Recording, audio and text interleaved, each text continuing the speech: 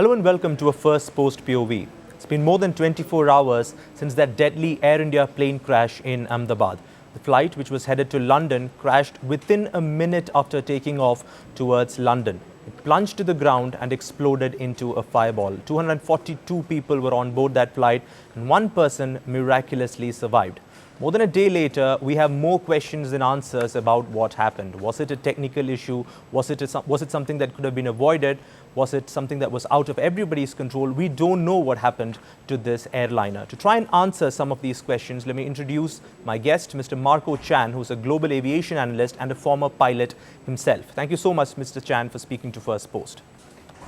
Thank you for having me. Now, we've heard that one black box, which records everything that happens inside the cockpit, has been recovered by the rescue officials and the authorities in Ahmedabad. Could you tell us what the next steps are once that black box is recovered to understand what happened to this flight? Yes, thank you for the question. It is absolutely essential for the investigators to locate the second black box as well. So to simplify it, the black boxes, the reason why it's plural is because it consists of two devices. One is the cockpit voice recorder you've just mentioned earlier, and the other device is the flight data recorder. Now, what it does is the cockpit voice recorder gives you the conversations that are recorded in the cockpit, as well as having the conversations with the air traffic controllers as well. The flight data recorder, on the other hand, gives you the information as to speed, the altitude, the input controls given by the pilot or the computer at the time. So if the investigators, with having their hands on these two devices, they can have a much clearer picture, evidence to prove what has happened, what were the causes of the accident. So yes, moving forward, investigators will definitely retrieve those data, and hopefully with the recorders, the data is still intact, recoverable, and then very quickly they can start analyzing the data. Now, we know that these investigations are very complicated and airplane and aviation in general is very complicated. Do we have a timeline on how much time, how many months it usually takes once you get that black box to analyze what happened to the flight? And also, who are these officials who are involved in this analysis? Are people from Boeing, for instance, involved? Are only Indian officials involved in this investigation? How does it usually pan out? It's a very good question and essential one indeed. So the DGCA, the local authority in India, they will be leading the investigation as well. Air India will be collaborating with the investigations. Also, we have Boeing at play. Of course, it's a Boeing plane. And of course, with Boeing comes NTSB, their investigative body from the United States, helping as well. I believe in the United Kingdom have sent some of their investigators to assist in the investigation. So there are a couple of parties there helping with the investigation with a view to push this investigation forward as quickly as possible. But as to the timeline, now, usually the first hurdle is to locate the black boxes, depending on the complexity of the incident. Now, in the current incident, the crash happened on land. The recovery of the black boxes should be slightly more straightforward as opposed to those who plummeted into the ocean. So having their hands on the black boxes relatively soon, I would say within a week's time, usually the officials will release the initial statement as to what information they have so far and what they are looking to gather in the future.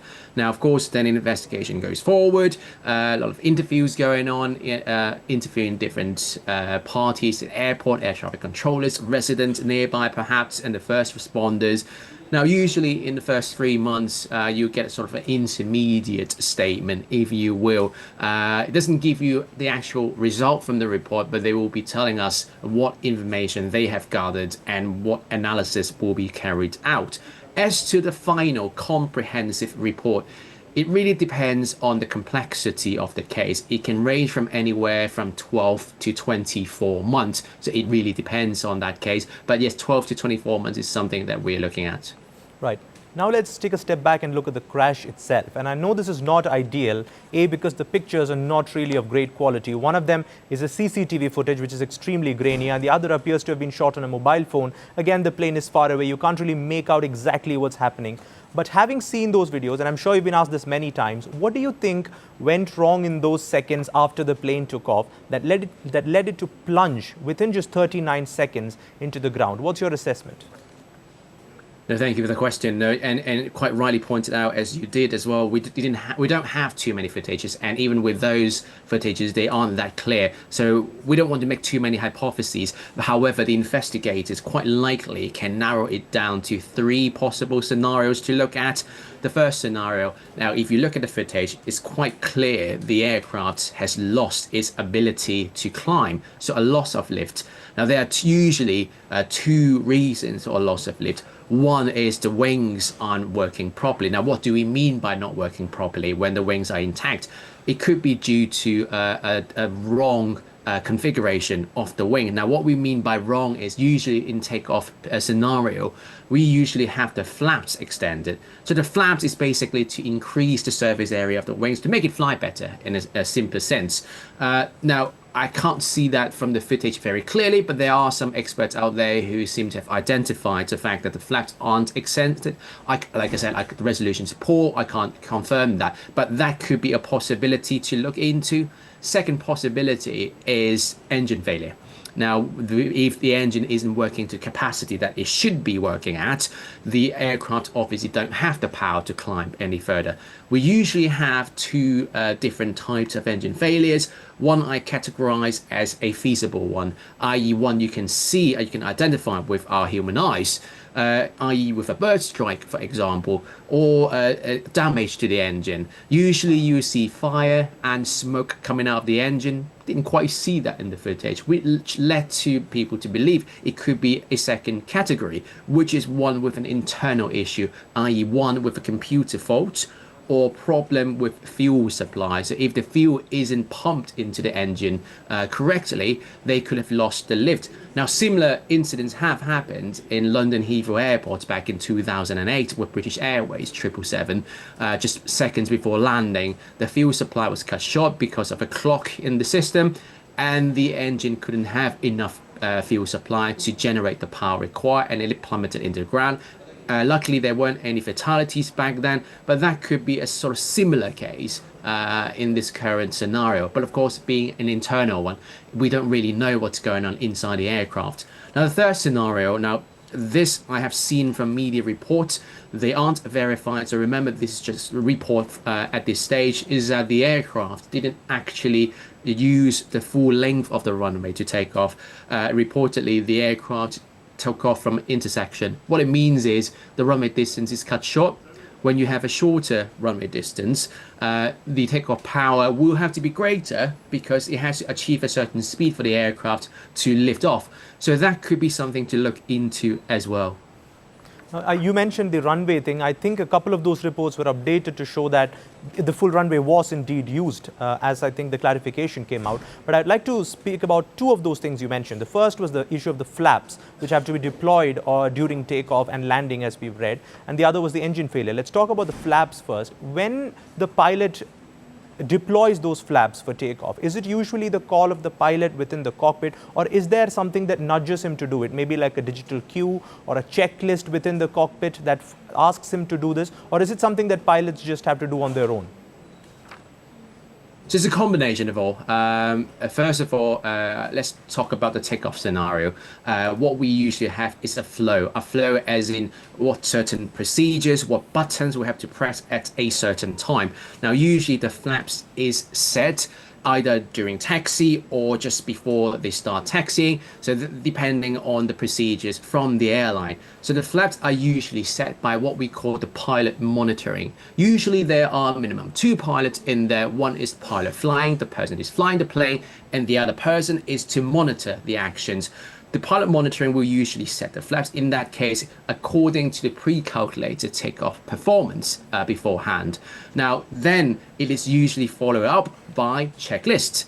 They will use a checklist to verify whether the flaps were set correctly. And the third layer of protection is, depending on the aircraft type, are used to operate the Airbus types. So in our Airbus, we have a button in the cockpit called a takeoff config button to test the takeoff configuration to see whether flaps have been set. So that usually gives you sort of an alarm if it isn't set properly before takeoff. So we do actually have several sort of layers of protections. We have to wait and see first to verify whether the flaps were indeed not extended, and And second of all, if they weren't extended, whether it was due to human error or as simple as having a flight control issue, it retracted itself. Right. Now, another thing a lot of people are talking about is the landing gear. We've heard some experts say that after takeoff, the landing gear is supposed to be pulled up, but in this case, the video shows that the landing gear was not. Is that something that you're looking at, or is that just a piece of information that is not relevant to the investigation as of now? I would say any information would be relevant, but I wouldn't read too much into the landing gear being extended at the time. And well, first of all, people quite rightly pointed out, we usually retract the landing gear quite early on. However, having said that, the landing gear shouldn't have impacted the aircraft performance that significantly. While it does create a lot of drag, it is a heavy wheel after all. But within our procedures, there are certain, say for example, if the brakes are too hot, we need to cool the brakes down. We actually do leave the landing gear out for a while we're in a climb. So the engine performance would and really should have catered for that part of slight performance hindrance. But having said that, if in that case, according to the record, the pilots have declared a mayday and a loss of thrust. If they have declared a mayday, in fact, and as pilots, their number one priority is to fly the aeroplane. By flying, it means if they notice the aircraft isn't climbing, their primary objective is to ensure the aircraft can maintain its flight path. Now, the retraction of landing gear becomes secondary. So the landing gear, yes, while it has been extended at 400 feet above ground still, I wouldn't read too much into it. If they were busy, they wouldn't be choosing to retract the landing gear just yet. I think that's a very important point, and I'll just repeat what you said, that the pilots in a situation like that are more focused on ensuring that the plane is climbing and not really on retracting the landing gear. That's a very relevant point that you make. Now let's talk about that survivor. It's nothing short of a miracle that when in a plane of 242 people, it crashes and explodes into a fireball, one person walks out of it, and that too largely unscathed from what we are seeing in the pictures. He says that 30 seconds into the flight, he heard a sort of loud noise, maybe like a blast or something of a loud noise, basically. Do you read something into that, or is it just maybe he's been through a lot of things and he's reading into perhaps what happened in those seconds? I think after he has recovered or out of recovery time, the investigators would really want to be able to speak to the survivor to understand what was going on in the cabin. As I said, any source of information is highly appreciated. If the bang was indeed something related to the aircraft, it could be from the engine, it could be any part of flight control. We don't know how loud the bang was yet, as you know from the footages. There aren't a lot we can retrieve from that. But if that were the case, they would really want to look at whether it was some cause of engine failure from that or some form of damage to the flight controls because of the bang. And about the survivor, I'm wondering what you made of that escape. Is it just a factor of luck? We know he was seated in 11A, which is right next to the emergency exit. Does the position of where you're seated in the plane actually impact your chance of survival in a crash like this? Or is it just a matter of luck at this point? No, I think that's a fantastic question. I've been asked a lot of times in terms of survivability. Now, first of all, the person, a majority of the time, who's been able to survive from these incidents, I would say it really does come down to pure luck. Now, if you ask me right now, in terms of survivability, where should I be sitting? I would usually recommend towards the end, towards the tail section of the aircraft. I'll give an example. Early on, a couple of months ago in South Korea, Jeju Air, they crashed into a concrete wall back then.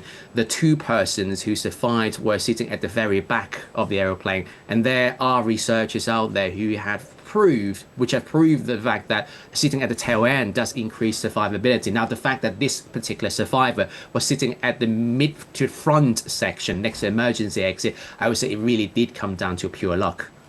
Right. Now, after such a big accident, obviously the biggest problem, and this is my final question, is a crisis of confidence. Passengers are suddenly scared to take flights. They're scared of a particular brand of plane. We've seen this happen before with every flight. At the same time, researchers and analysts keep telling us that flying is the safest mode of transport out there statistically.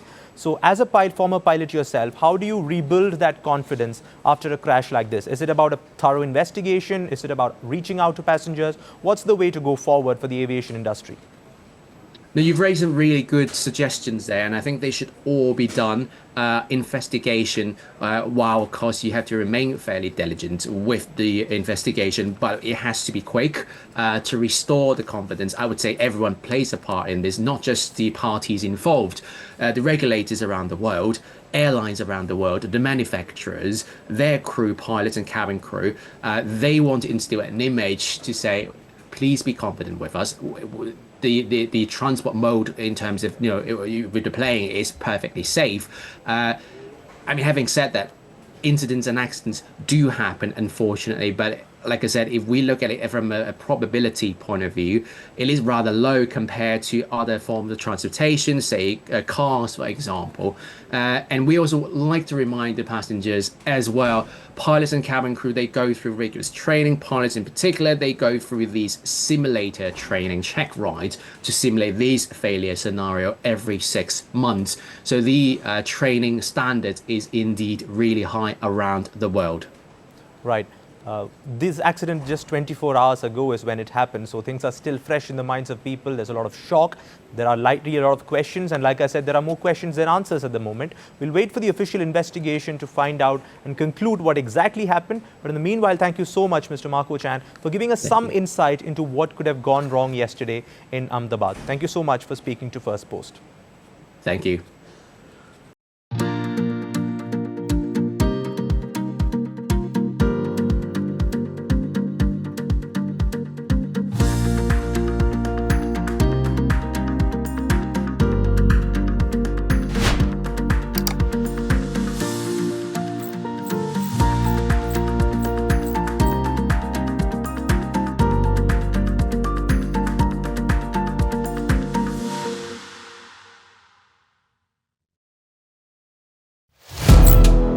First Post now available in 9 languages on YouTube.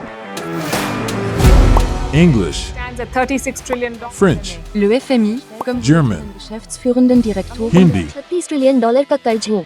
Indonesian, Pemerintah tanpa pemeriksaan. Italian, Sekali radikali. Japanese, 4兆ドル以上も Portuguese, por causa do próprio balanço patrimonial. Spanish. Beautiful bill. Go to Settings, click on Audio Track and select a language of your choice. Be the first to know what's happening around you in your first language. First Post.